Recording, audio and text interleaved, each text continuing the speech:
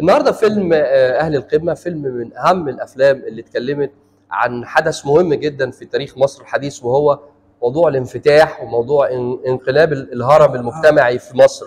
ايوه. عرض الترميم بقى الاول، ذكرياتك مع اهل القمه وبعدين نتكلم عن موضوع الترميم.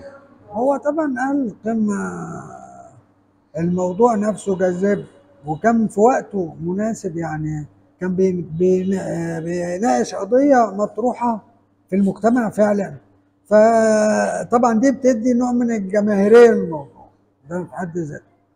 موضوع النقطه الثانيه ان كان الله يرحمه الاستاذ نجيب محفوظ كتب القصه دي وعنده نوع من الاحساس كده بالاحباط او اليأس من الظروف اللي حصلت في وقت كتابة القصه دي.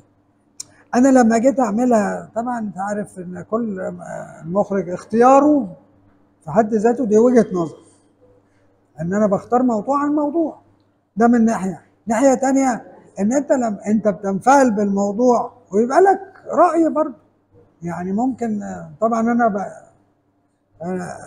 كان الموضوع متشائم جدا، يعني كان الموضوع في أهل القمة إن الطبقة الجديدة الطفيلية اللي طالعة هي اللي هتبقى مسيطرة وهي أنا ما كقناعاتي الشخصية ما يعني أؤمن به من قيم وأفكار، لقيت ان العمليه بتاعت اليأس دي مش مطلوبه، يعني لازم يبقى في امل.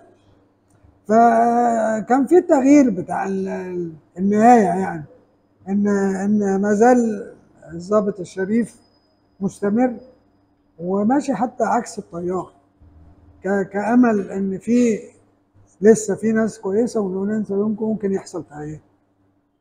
فده تغيير وجهه نظر المخرج في الموضوع يعني.